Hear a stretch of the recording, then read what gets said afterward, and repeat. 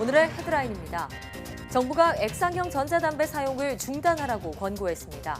현재 관련법 개정안이 국회에 계류 중인데 개정안 통과가 규제의 관건이 될 전망입니다. 독도를 체계적으로 관리하기 위해 라이다 드론을 도입해 촬영을 시작했습니다. 독도는 접근하기 어려웠지만 4시간이면 촬영이 가능해 동식물 보호에도 기여할 것으로 기대됩니다. 완연한 가을이 되면 늘 고운 단풍을 볼 수 있는데요. 올해는 특히 단풍이 예쁠 것이라는 전망이 나왔습니다. 자세한 내용 과학 본색에서 알아봅니다. 문명이 발달할수록 자연은 훼손되면서 동물들은 살 곳을 잃어가고 있습니다. 동물과 사람이 상생하는 세상을 만들기 위해 노력하는 사람들이 있는데요. 오늘 주민피플에서는 자연을 사랑하는 영장류학자 김사나 사무국장과 함께 이야기 나눠봅니다.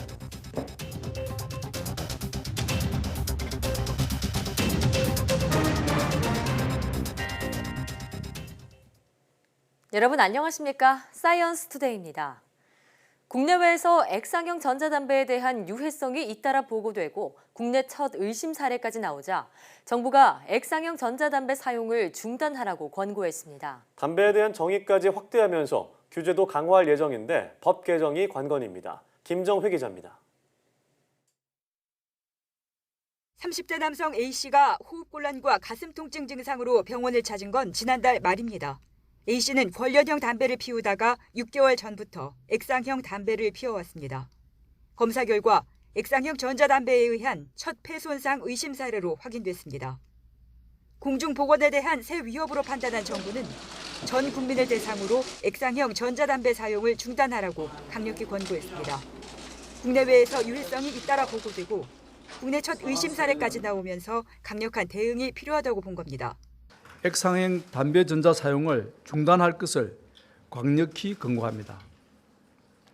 특히 아동과 청소년, 임산부 및 호흡기 질환을 앓고 있는 사람들은 절대 액상형 전자담배를 사용하지 마십시오. 더불어 담배의 정의를 확대해 규제도 강화하기로 했습니다. 현행법상 관리되지 않는 연초의 줄기나 뿌리에서 추출한 니코틴 제품도 담배로 보기로 한 겁니다. 담배 제조 수입사는 담배와 연기에 포함된 성분, 첨가물 등 정보를 의무적으로 제출하도록 하고 청소년, 여성을 흡연으로 끌어들이는 담배 속 향기물질 첨가도 단계적으로 금지할 방침입니다. 제품 회수나 판매 금지 조치의 근거를 마련하기 위해 액상형 전자담배의 유해성과 또 폐손상과의 연관성 조사도 빨리 마치기로 했습니다. 통관 수입 과정도 단속을 강화하고 특히 청소년에게 액상형 전자담배를 파는 행위는 강력히 단속할 방침입니다. 하지만 이번 대책은 국회에 계류 중인 법 개정안이 통과돼야 추진할 수 있습니다. 법 개정이 무산되면 액상형 전자담배에 대한 강력한 규제는 다시 원점으로 돌아갈 가능성이 큽니다. 관련 제품을 제조 판매하는 KT&G와 줄코리아는 정부의 정책 상황을 지켜보겠다고 밝혔습니다. YTN 김정혜입니다. 미국은 트럼프 대통령까지 나서서 청소년에 대한 액상형 전자담배 유해성에 경종을 울린 뒤 사용을 금지하는 주가 늘어나고 있습니다. 캐나다와 호주 등 주요국도 잇따라 사용 자제를 권고하거나 금지하고 나서 전자담배의 입지가 좁아지고 있습니다. 김희준 기자입니다. 각종 과일향에 담배 같지 않은 모양으로 청소년을 사로잡는 액상형 전자담배. 미국 질병통제예방센터는 지난 15일 현재 전자담배가 원인으로 의심되는 중증 폐질환 사례가 1,500건에 육박한다고 밝혔습니다. 관련 사망자도 33명으로 늘었습니다.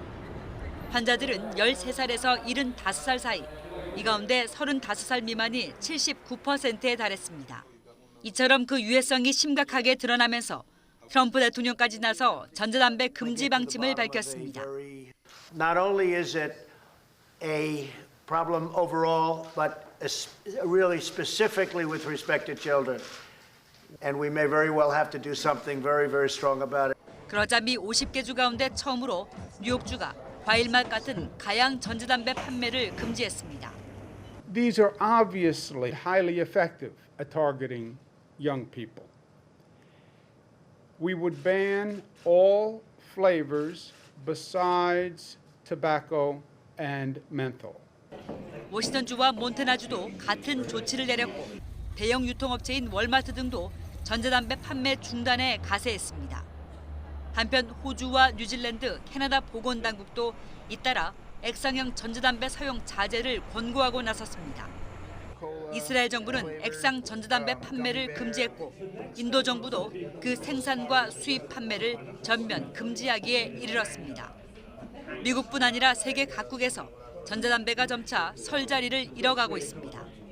YTN 김희준입니다. 문재인 대통령은 펠리페 6세 스페인 국왕과 정상회담을 열고 양국이 자유주행차, 스마트시티 등 5G 핵심 서비스 분야에서 서로 협력한다면 큰 시너지 효과를 낼 수 있을 것이라고 말했습니다. 문 대통령은 스페인은 산업의 디지털화를 추구하고 있고 한국도 미래차 등 신산업 분야를 중심으로 혁신 성장의 길을 걷고 있다며 이같이 밝혔습니다.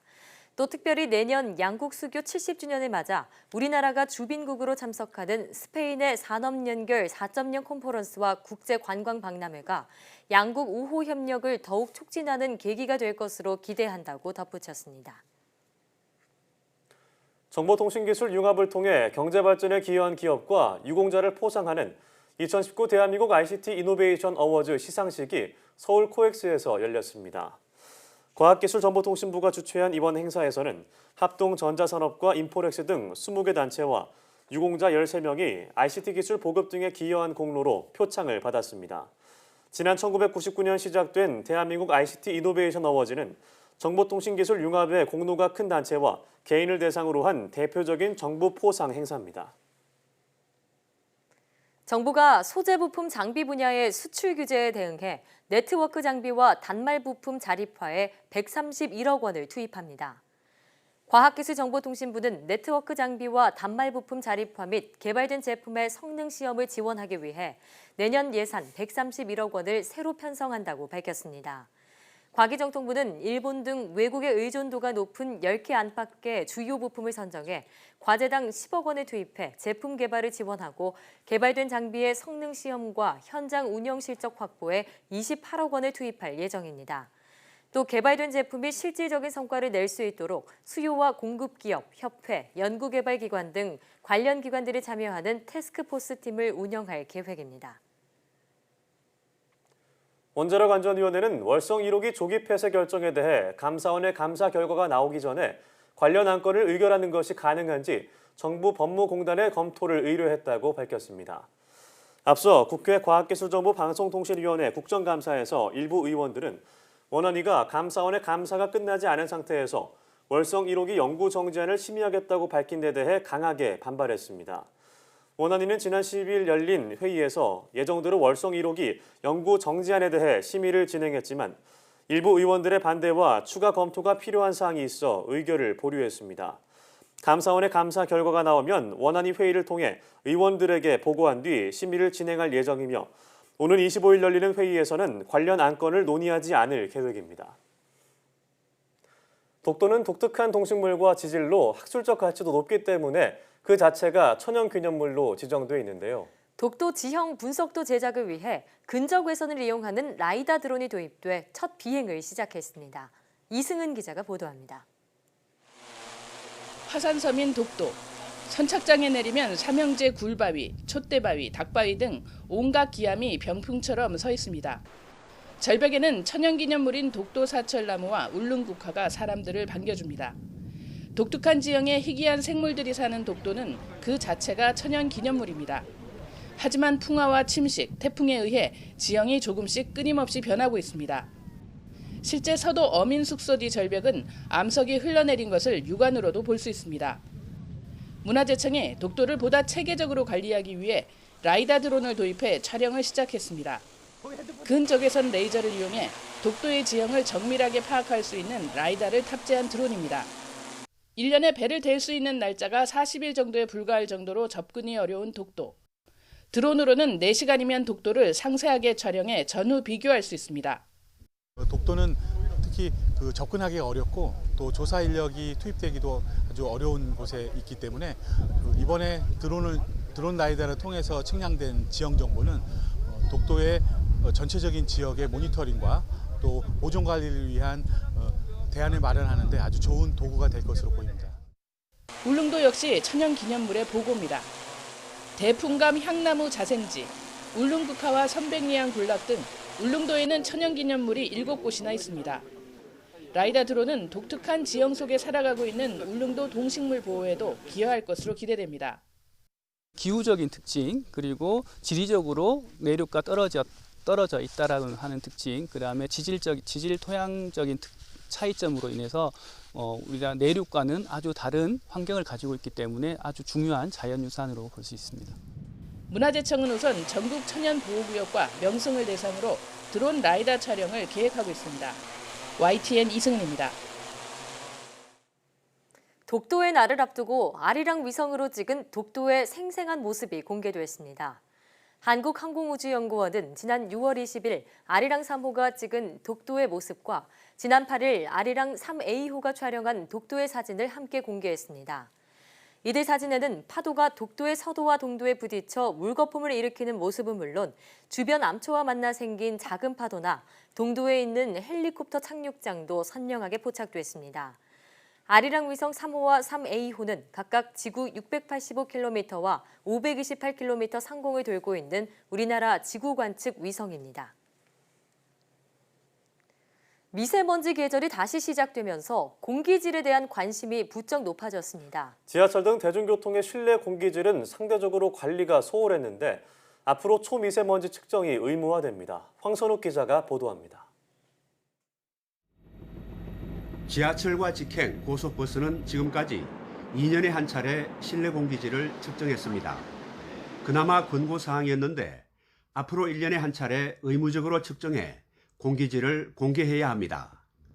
또 미세먼지 대신에 초미세먼지 위주로 관리하고 기준도 50마이크로그램으로 강화했습니다. 이와 함께 모든 지하 역사 승강장에는 초미세먼지 측정기를 설치해 미세먼지 농도를 실시간 공개합니다. 현행 미세먼지 기준이 지나치게 느슨하다는 지적을 반영하여 신설되는 초미세먼지 공고 기준은 지하 역사 등 일반 다중이용 시설과 같은 수준으로 하였습니다.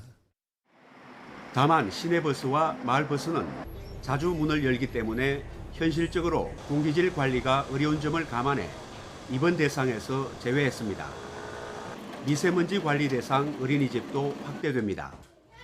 일정 규모 이상의 가정 어린이집과 협동 어린이집도 기존의 국공립, 직장 어린이집과 같은 수준의 공기질 기준이 적용됩니다. 또 어린이집은 물론 실내 어린이 놀이시설, 산후조리원, 노인 요양시설 등 건강 취약계층이 이용하는 시설은 일반 다중시설보다 엄격한 초미세먼지 기준 35마이크로그램을 적용하기로 했습니다. 강화된 초미세먼지 기준은 내년 4월 3일부터 적용됩니다. YTN 황순욱입니다.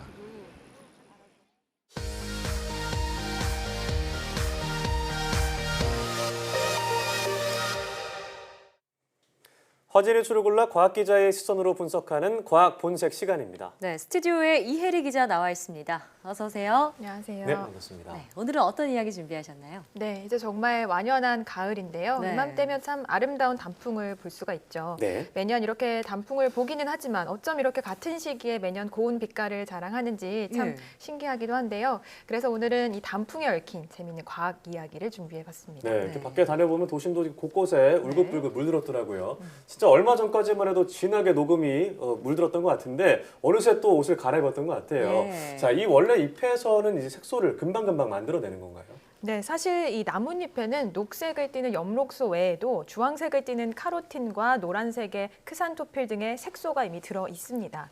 하지만 일조량이 풍부해서 광합성이 활발한 계절에는 엽록소가 꾸준히 생성되기 때문에 다른 색소들이 잘 눈에 띄지 않는 건데요. 네. 그런데 이제 기온이 낮아지는 가을이 되면 월동 준비에 들어가기 위해서 나뭇잎이 잎자루와 가지 사이에 세포층을 만듭니다. 네. 이를 떨켜라고 하는데요. 이 떨켜가 양분과 수분이 2% 가지 않게 이동을 차단하는 역할을 합니다. 이때부터 입안에 있는 엽록소가 파괴되기 시작하는데요. 엽록소가 파괴되면서 이 녹색에 가려져 있던 다른 색소들이 재빛깔을 내기 시작하는 겁니다.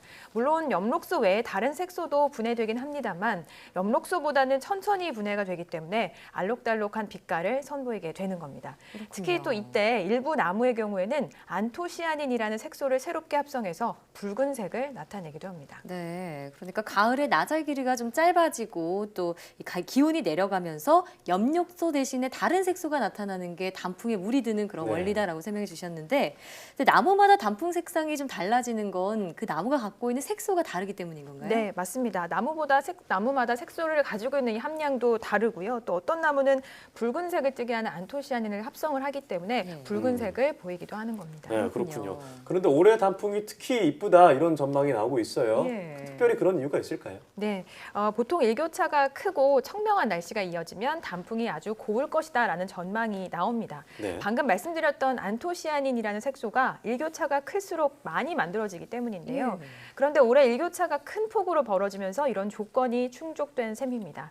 구체적인 조건을 좀 더 따져보면 우선 기온이 영하로 내려가선 안 되고요. 온도가 서서히 내려가되 햇빛이 좋아야 합니다. 그러면서도 너무 건조한 날씨가 이어지면 단풍이 들기 전에 잎이 타게 돼서 맑은 단풍을 보기 어렵기 때문에 지나치게 건조하지 않은 알맞은 습도가 또 유지돼야 합니다.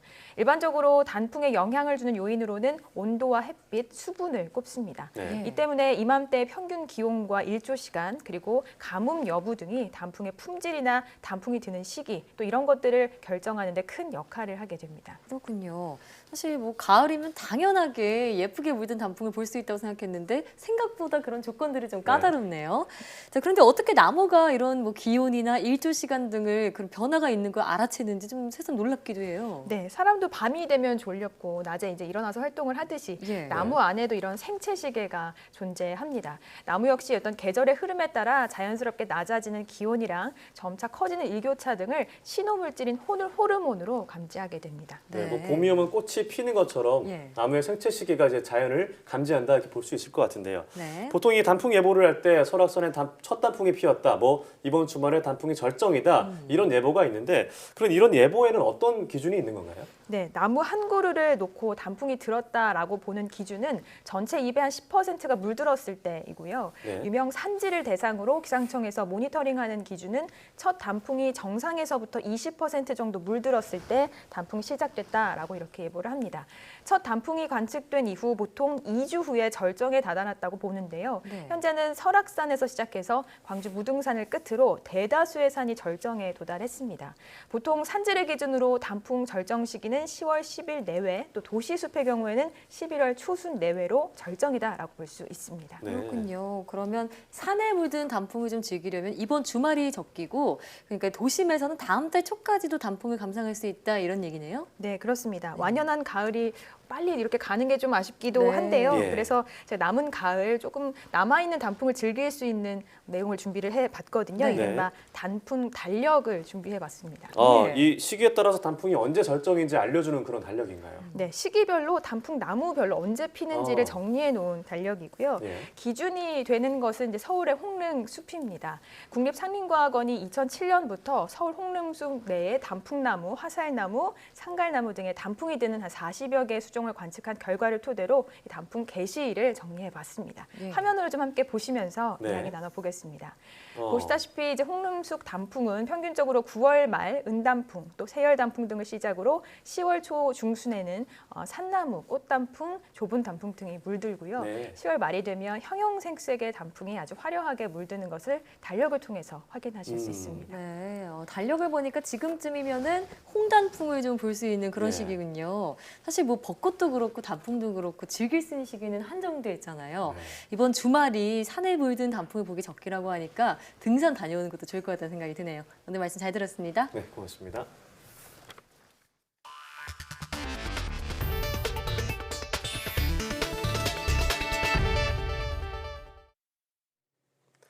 가을 단풍이 절정에 이른 설악산은 연일 북새통입니다. 네, 하지만 음주의 위험한 불법 산행까지 일부 등산객들의 무질서한 행태가 눈살을 찌푸리게 하고 있습니다. 송세혁 기자가 취재했습니다. 설악산 남쪽 중턱에 있는 주전골입니다. 등산로 입구부터 술판이 벌어집니다. 안쪽으로 더 들어가 봤습니다. 계곡 곳곳에서 술을 마시는 등산객들이 보입니다. 하여간 술 못 먹고 하는 거는 그거는 너무 과한 어떤 기복으로 생각하는 게 아니냐. 얼굴이 벌겋게 달아올랐지만 다시 산행에 나섭니다. 나 여기서 간단히 먹고 가. 그러니까 하여튼 지난해 9월부터 국립공원에서 술을 마시는 것은 법으로 금지됐습니다. 어기면 과태료 10만 원을 내야 합니다. 하지만 대부분 등산로에서는 음주 단속이 이루어지지 않고 있습니다. 음주 금지 장소가 산 정상과 대피소 등으로 제한돼 있기 때문입니다. 등산객들이 머물다가 떠난 자리에는 쓰레기와 담배꽁초가 놔둔 겁니다. 더 좋은 경관을 보겠다며 출입이 금지된 곳까지 드나드는 불법 산행도 끊이지 않고 있습니다. 난간이라든지 어떤 시설이 안 돼 있어서 추락사고나 안전 위험이 높고요. 산 아래쪽은 차들로 몸살을 앓고 있습니다. 등산로 부근 도로입니다. 이렇게 불법 주차한 차량이 줄지어 있습니다. 단속 현수막은 있으나 마나입니다. 불법 주차 때문에 중앙선을 넘는 고개 운전을 할 수밖에 없습니다. 게다가 도로에서 사진을 찍고 무단 횡단까지 위험천만한 상황이 속출합니다.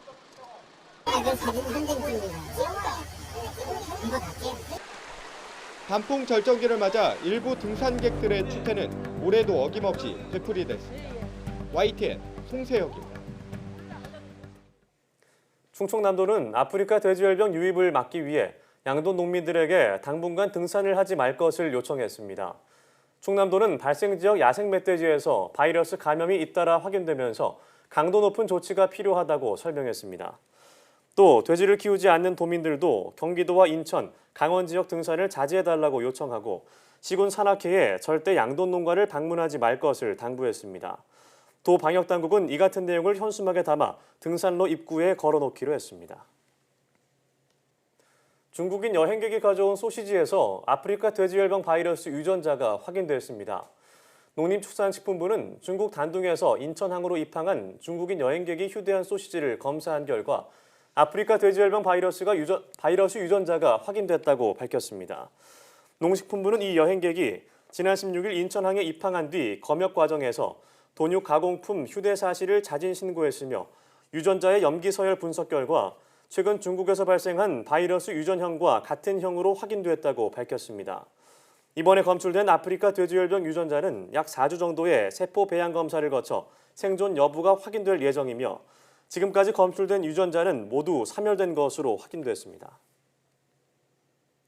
임상시험 참여자의 권익을 보호하고 희귀 난치 질환자의 치료 기회를 넓히기 위해 정부가 임상시험 정보를 공개합니다. 식품의약품안전처는 오는 26일부터 환자나 보호자가 임상시험 정보를 쉽게 찾아볼 수 있도록 대상 질환이나 병원 연락처, 진행 현안 등을 담은 홈페이지에서 제공한다고 밝혔습니다. 지금까지는 임상시험 제목과 실시 병원 등 일부 정보만 공개됐지만 앞으로는 환자나 보호자가 실제 활용할 수 있는 구체적인 정보까지 확인할 수 있습니다. 식약처는 오는 26일부터 승인되는 임상시험의 세부 정보를 공개할 예정이며 제도 시행 전에 승인된 임상시험에 대해서도 순서대로 정보를 제공할 예정입니다. 자세한 임상시험 정보는 의약품안전나라 홈페이지에서 확인할 수 있습니다. 국내 연구진이 뇌종양과 정상 뇌조직을 실시간으로 구별할 수 있는 영상 기술을 개발했습니다. 포스텍과 전남대 등 공동 연구팀은 뇌의 종양과 정상 조직을 선명하게 구별해 수술에 도움을 줄 수 있는 고선명도 세포 영상 기술을 개발했다고 밝혔습니다. 연구팀은 임상에서 사용하는 항생제를 형광 표지 물질로 이용해 뇌종양의 경계를 탐지하도록 했습니다. 이 기술을 이용하면 1초에 30프레임 이상의 속도로 뇌세포를 촬영할 수 있어 기존 방법보다 민감도가 높아집니다. 연구팀은 이 방법을 정밀 뇌종양 수술에 활용하면 성공률을 높이는 것은 물론 수술 후유증도 줄일 수 있다고 설명했습니다. 지난해 상반기에 발생한 결핵 신규 환자 3명 중 1명은 70살 이상 고령자였습니다. 남자는 50살부터, 여자는 70살부터 발병이 급증하는 것으로 나타났습니다. 건강보험심사평가원은 결핵 신규 환자 진료 수준을 파악하기 위해 적정성 평가를 실시하고 결과를 공개했습니다.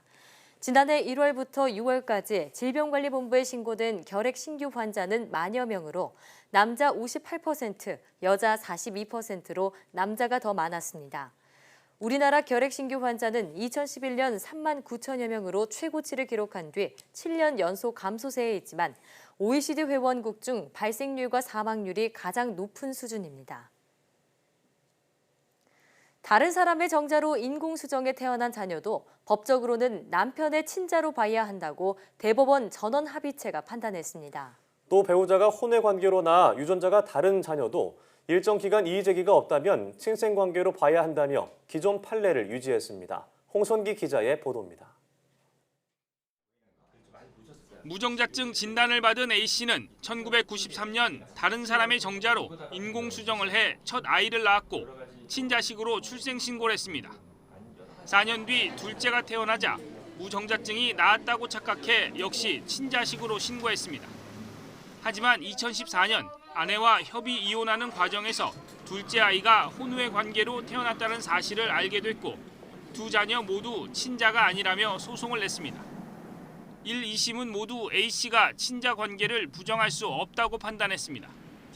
부부가 동거하지 않는 등 외관상 명백한 사정이 없다면 친생 관계를 인정해야 한다는 1983년 대법원 판례를 따른 겁니다. 함께 사는 부인이 낳은 자녀가 친자가 아니라고 인정하는 예외 사유를 좁게 인정해왔습니다. 다만 2심 재판부는 유전자가 다른 자녀는 친자 여부를 따질 때 예외로 볼 수 있다는 여지를 남겼습니다. 대법원은 남편이 인공수정에 동의해 낳은 첫째 자녀는 법률상 친자라고 판단했습니다. 다만 혼외 자녀인 둘째는 유전자가 다르더라도 입양된 친자 관계가 인정되는 것으로 봐야 한다며 2심과 다른 판단을 내렸습니다.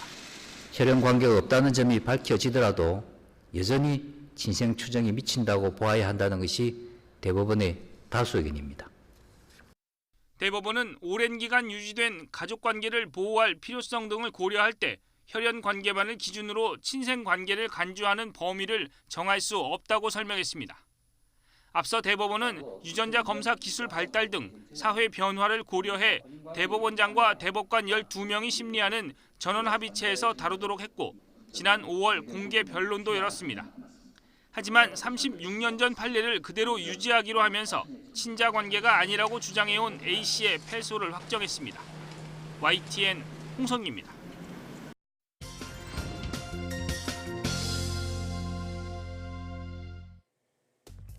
과학에 대한 궁금증을 퀴즈로 풀어보는 과학 백문백답 시간입니다. 잠이 보약이라는 말이 있습니다. 잠을 못 자면 무력감이나 기억력 감퇴 같은 증상이 나타나는데요. 잠든 사이 우리 몸은 피로를 해소해서 신체 기능을 정상화하기 때문입니다. 자, 이렇게 잠은 신체 기능을 회복시키는 중요한 역할을 하는데요. 잠을 못 자면 우리 몸에 어떤 일들이 생기는지 OX 퀴즈를 통해서 알아보겠습니다. 잠이 부족하면 감기에 잘 걸린다. 정답은 O입니다. 자, 하루에 6시간 이하로 잠을 자는 사람은 7시간 이상 자는 사람보다 감기에 4.2배 잘 걸리는 것으로 나타났습니다. 또 수면 시간이 5시간 이하인 사람의 경우에는 7시간 이상인 사람보다 감기에 걸리는 빈도가 4.5배 더 증가했다고 합니다. 잠을 못 자면 살이 빠진다. 정답은 X입니다. 자, 수면 시간이 하루 5시간 이하일 경우에는 오히려 7시간 정도 잠을 자는 사람보다 최대 22%까지 비만 확률이 높아진다는 연구 결과가 있습니다. 하루에 4-5시간만 자면 집중력과 기억력 회복에는 문제가 없다. 정답은 X입니다. 자, 일주일 동안 하루에 4-5시간까지 밖에 자지 않으면 혈중 알코올 농도 0.1%에 해당하는 신체 장애가 나타난다고 합니다. 매일 4-5시간만 자는 사람이 있다면 그 사람은 일주일 내내 면허 취소에 해당하는 술을 마시고 있는 것과 같다는 얘기인데요. 성인의 경우에는 7시간에서 9시간 정도를 자야 하루에 필요한 에너지를 얻을 수 있다고 합니다. 지금까지 과학 백문백답이었습니다.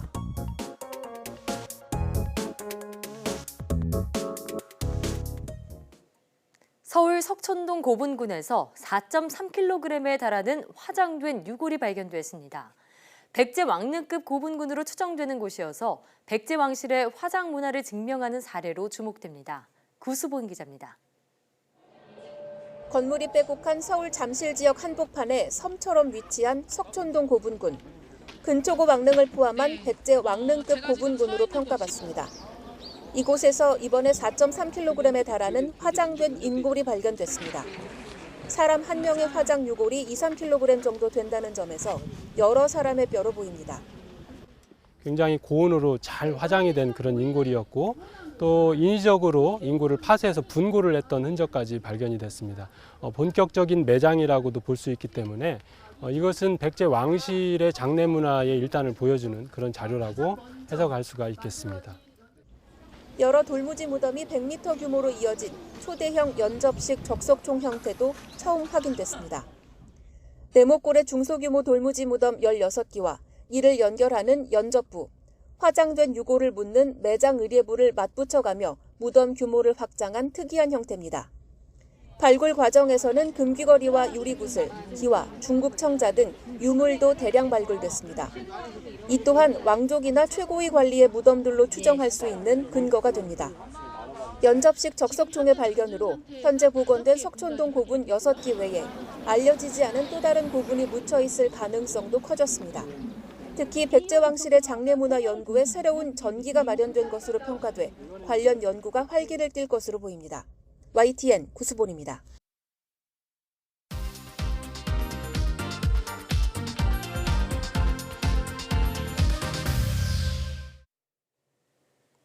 문명이 발달할수록 인간이 살기 더욱 편리한 세상이 되고 있습니다.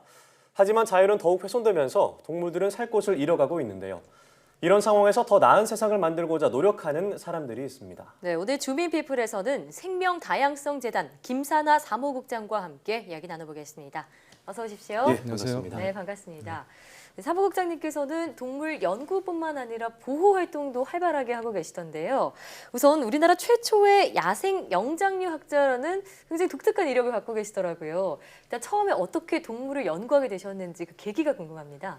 예, 저 계기가 뭐냐고 질문을 많이 받는데요. 네. 사실 특별한 계기가 없고 그냥 어렸을 땐 누구나 동물을 좋아하잖아요. 네. 저는 그 동물을 좋아하는 걸 그냥 오래 유지했던 사람이고 커서도 유지했다는 것밖에 없습니다. 누구나 예, 동물원 가자고 부모님 조르고 그러는데 저는 커서도 그냥 그거를 할 수 있다는 걸 알게 되었고 입시철이 되니까 친구들이 뭐 그 당시 되게 다 재미없어했던 행정학이니 공학이니 한다고 했을 때 저는 좀 놀랐어요.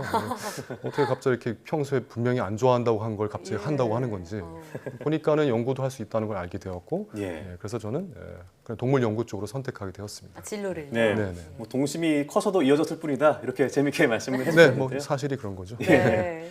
자, 얘기를 들어보니까 이 인도네시아 열대우림 그리고 정글에서 영장류 연구를 위해서 무려 1년 동안 지내셨다고 들었습니다. 정글은 어떤 곳이었나요? 사실 2년 이상 있었고요. 네. 정글은 뭐 밀림으로도 불리고 열대우림 뭐 이런 여러 가지 단어가 있습니다. 저는 거기다가 또 비숲이란 말을 좀 만들어서 붙여봤는데요. 비숲이요? 그곳은 이제 기온이 따뜻하고 워낙 강수량이 많다 보니까 식물의 생장이 굉장히 활발해요. 그러다 보니까 지구 어느 곳에 비해서도 생명 현상이 가장 풍부하고 아주 찬란하게 펼쳐진 곳이라고 볼 수 있습니다.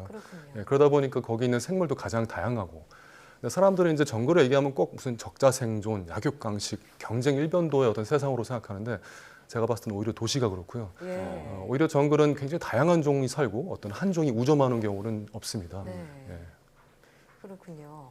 자, 그런데 정글을 비숲이라고 비유를 하셨습니다. 비가 많이 내린 숲이다 이런 뜻인가요? 예, 비가 많이 내리고 동시에 숲으로서 비를 스스로 만들기도 합니다. 스스로 그래서 자기가 마시는 그 물을 만들어서 또 내리기도 하고 한글로 됐기 때문에 좀 우리한테 와닿는 단어 같아서 제가 쓰고 있는 단어입니다. 그렇네요. 예쁜 단어라 생각이 드는데 자, 그런 비숲, 정글이 최근 들어서는 환경 파괴의 그런 온상이 되고 있습니다. 자, 환경 파괴의 심각성을 가장 크게 느끼셨다고 했는데 이게 어떤 이야기인가요? 예, 제가 있었던 그 인도네시아의 숲인데요. 거기도 예전에 네덜란드 식민지로 인해서 차밭이 조성이 돼가지고 사실 많은 부분이 훼손이 됐습니다. 근데 이제는 사방에서 이제 파뮤라고 이제 야자유, 사실 식물성 기름인데 이것을 재배하기 위해서 엄청나게 많은 면적이 파괴가 되고 있는 걸 제가 봤어요. 그래서 문제는 이제 벌채를 하는데 농장을 세우기 위해서 그냥 공터에 세우는 게 아니라 밀림을 없애고 세운다는 게 문제가 있습니다. 그래서 90년대 이후로 조성된 그런 파뮤 농장의 크기는 한국 면적의 2~3배에 달할 정도예요.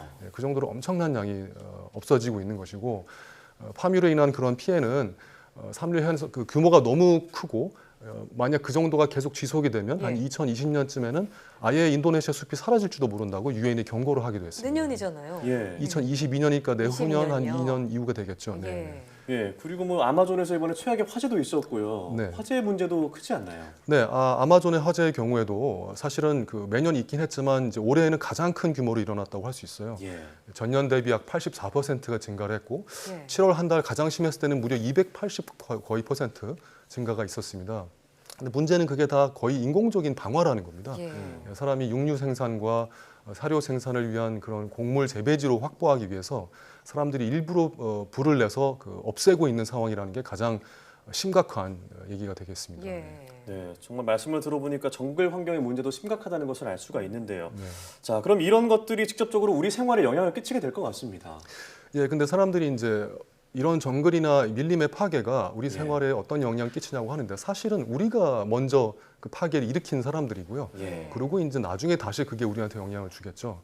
사실 제가 말씀드렸습니다만 이런 전 지구적 파괴가 일어나는 이유는 사실 우리의 소비 행태와 그 경제 문화 때문인데 가령 파묘의 경우는 이제 그 기름이 온갖 곳에 들어가 있습니다. 뭐 과자도 들어가 있고 화장품도 있고 시리얼도 있고 아이스크림, 빵 뭐 이런 데 다 들어가 있는데 결국 우리 일상생활의 어떤 소비 문화와 행태 때문에 사실은 그것을 만들기 위해서 인도네시아와 말레이시아의 밀림이 없어지고 있는 거죠. 사실은 한국은 파묘 수입량이 세계 17위 정도가 됩니다. 그 정도로 꽤 많은데 이 모든 것이 반드시 그 어떤 물질에 들어가 있어야 되는 것도 아니고 대체재도 있을 수 있고 이 정도로 이 규모로 꼭 사용을 해야 되는 건 아닙니다. 아마존의 산불도 마찬가지입니다.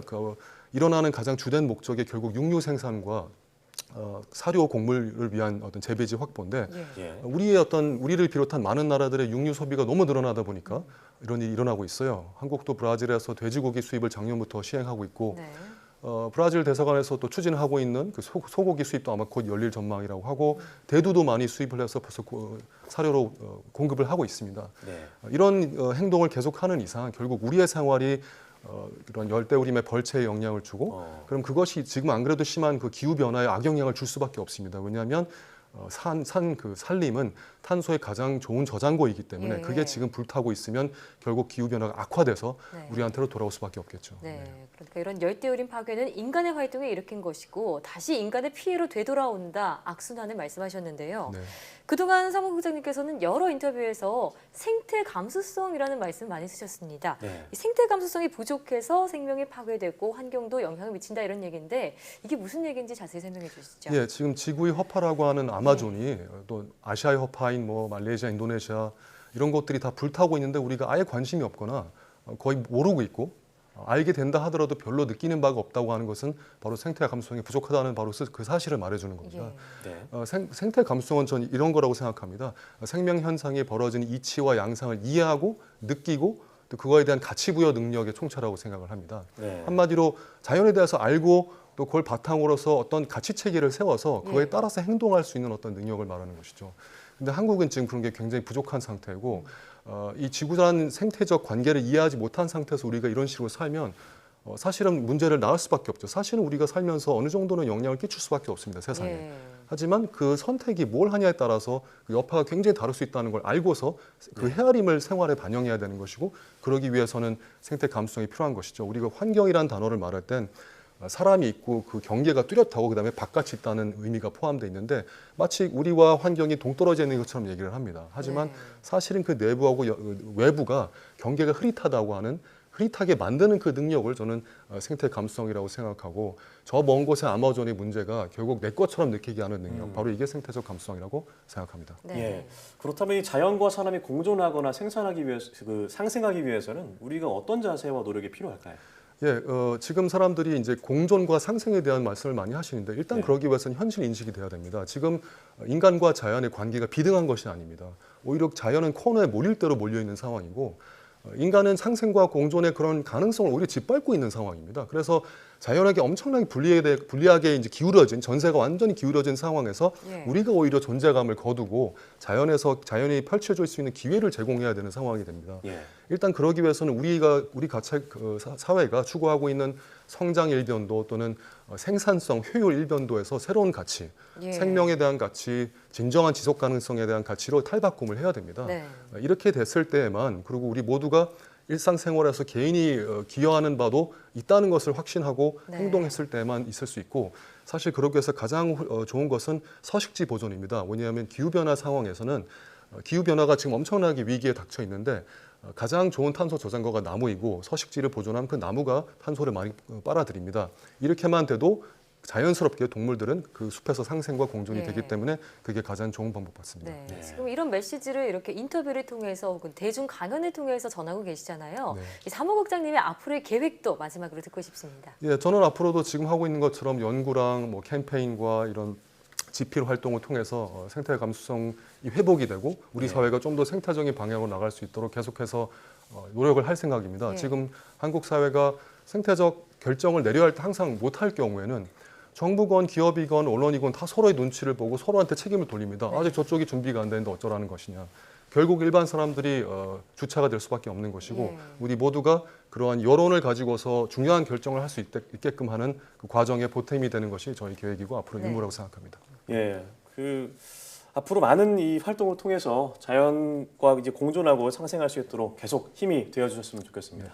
알겠습니다. 네, 감사합니다. 오늘 말씀 고맙습니다. 고맙습니다.